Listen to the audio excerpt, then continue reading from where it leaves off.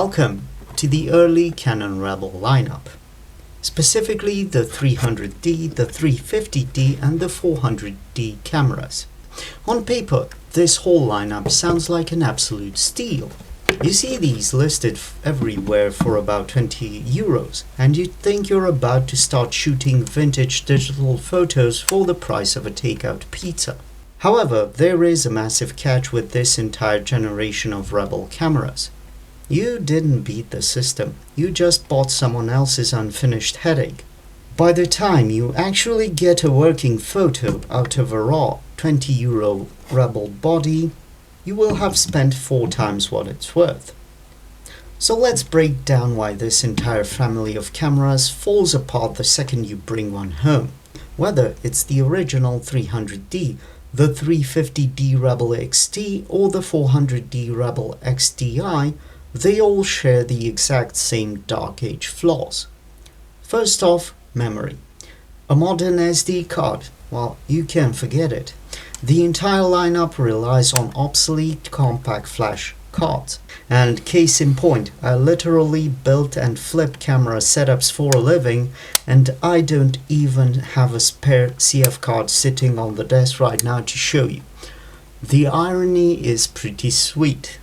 Look at this, it's just a giant empty slot waiting for tech nobody uses anymore. So before you take a single picture with any of these bodies, you're forced online to just track down a dead memory format and a vintage USB reader. Then you look at the rear displays. On the earlier models, it's a tiny 1.8-inch screen. You can't even tell if your shot is in focus, you can barely tell if the camera is turned on. And of course, there's no live view, so you're locked into an optical viewfinder full of 15 years of dust. Now let's do the real math that people tend to ignore when considering these bargain basement Canon Rebel DSLR lineup. The raw flea market Rebel body, that's about 20 euros. Sourcing a working 18 to 55mm kit lens, that's an additional 25. That obsolete CF card and a USB reader to go with it, well, you have to hunt them down for about 20 to 30 euros. Charger and battery on the likes of Amazon or eBay, well, that's another 20 to 30 euros if you're lucky. Shipping fees and petrol to pick them all up, well, I'm not even gonna count them, but it's at least 10 to 20 euros again.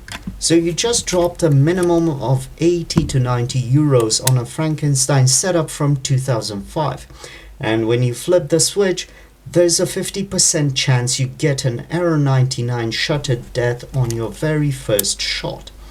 That's not a bargain, that's a gamble you lost.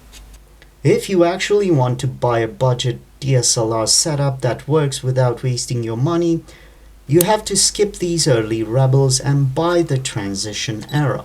I will show you exactly how that works in the next breakdown video.